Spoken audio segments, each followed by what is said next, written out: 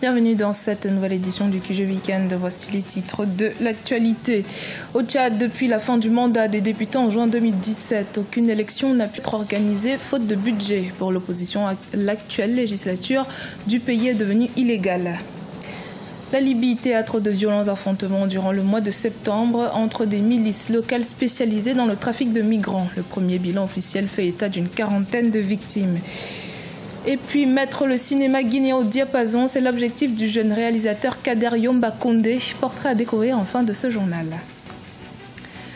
Mais tout d'abord, atmosphère tendue au Cameroun ce dimanche 1er octobre. Divers mouvements sécessionnistes anglophones ont appelé à manifester dans les régions du nord-ouest et du sud-ouest du Cameroun et menacent de proclamer l'indépendance de cette partie du territoire.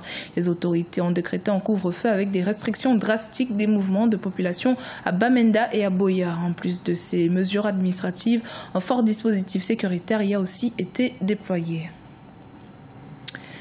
L'opposition tchadienne ne reconnaît plus l'actuelle législature du pays. Elle estime que l'Assemblée nationale est tombée dans l'illégalité depuis l'expiration du mandat des députés en juin 2017. Mais la majorité présidentielle, elle, accuse l'opposition de discréditer l'Assemblée nationale pour des intérêts politiques. Reportage de Mohamed Ramadan, commenté par Marcel Farba-Maroun.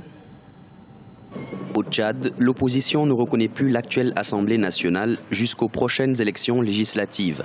Le Front de l'opposition nouvelle pour l'alternance et le changement a annoncé cette semaine que le mandat des députés a pris fin depuis le 21 juin 2017 et qu'après cette date, l'actuelle législature est illégale et illégitime.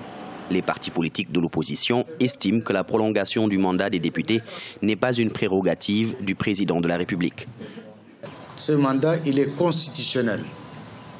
Il est de 4 ans et arrêté dans la Constitution. Et nous avons avisé que passé le délai de 21 juin 2017, pour nous, l'Assemblée elle-même devient illégale et illégitime. Une fois de plus, il a voulu montrer à tous ceux qui ont oublié que lui, c'est un dictateur. Il ne respecte rien.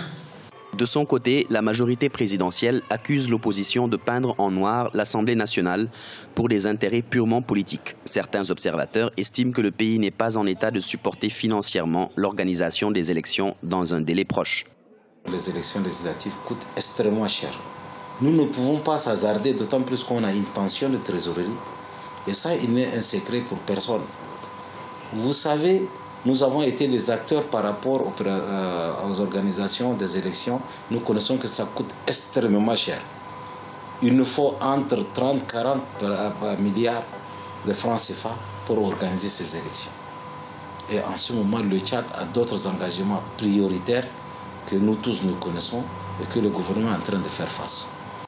Pour rappel, les législatives avaient été repoussées en février dernier par le président Idriss Déby Itno, qui a souligné que le pays n'a pas assez de ressources financières nécessaires pour organiser des élections législatives dans les délais constitutionnels. Selon le pouvoir, la tenue de ce scrutin n'est envisageable qu'à partir de 2019.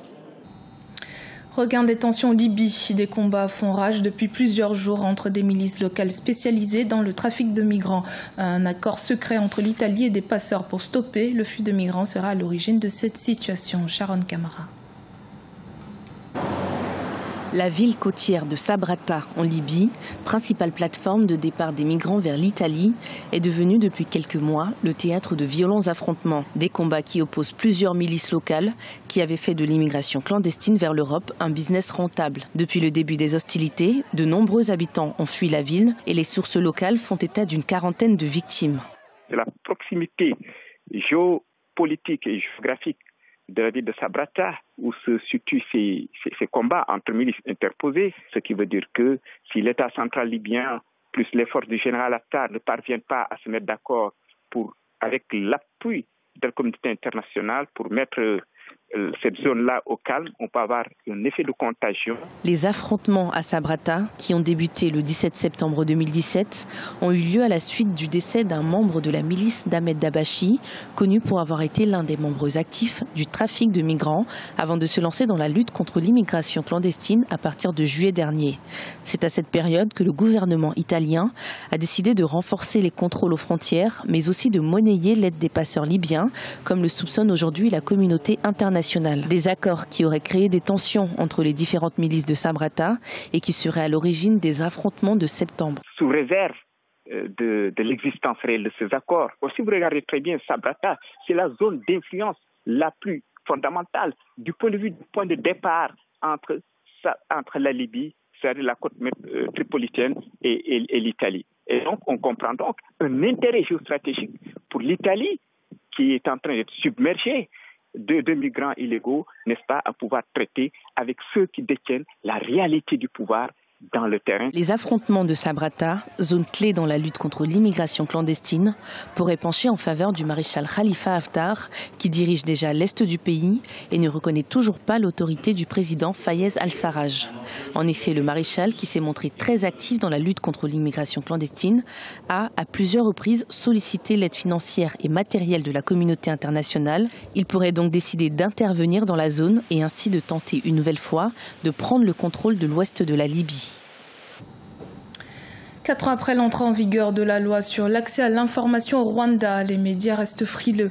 Selon un rapport publié en juin 2017, plus de 70% de l'information provient de la couverture de conférences publiques, signe d'un manque de contribution du quatrième pouvoir dans l'implémentation des politiques publiques. Reportage de notre correspondant Fraterne Dakaisenga.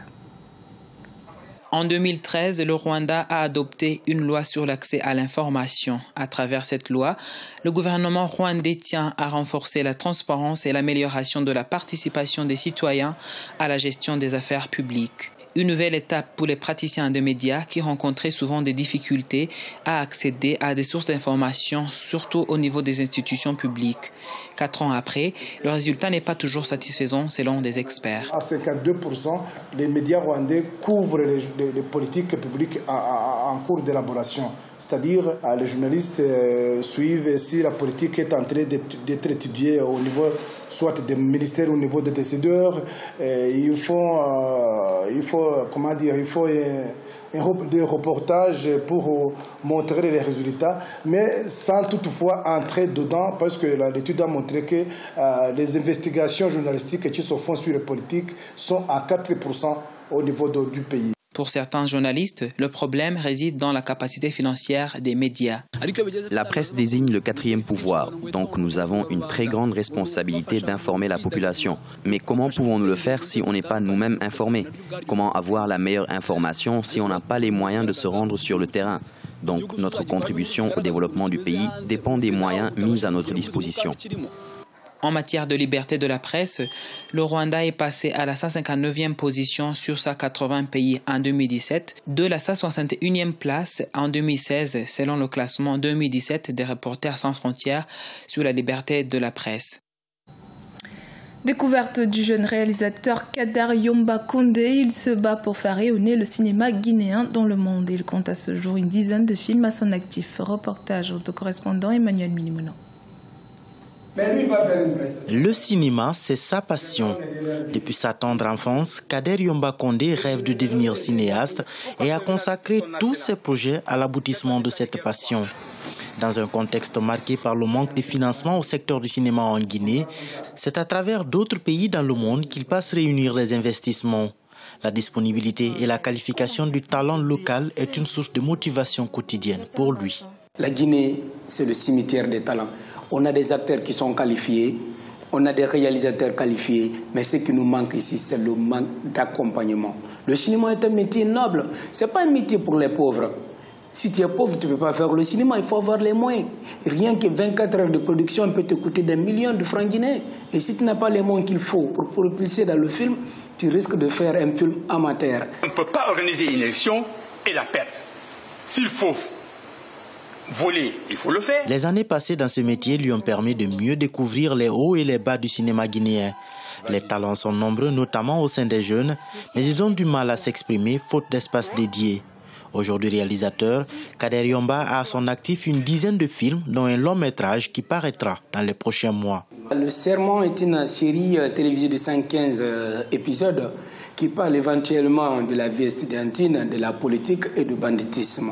Le chef de l'État, il a perdu les élections présidentielles, il a accepté de reconnaître la victoire de l'opposition afin de préserver l'intégrité territoriale. Voilà le message fondamental que le film vous donne.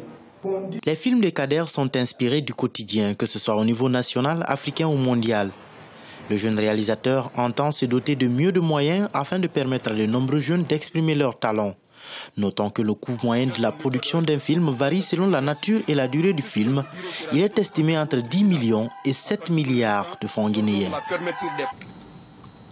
C'était le journal de la rédaction. Merci de votre fidélité. Dans un instant, une nouvelle édition de l'actualité sur Africa 24.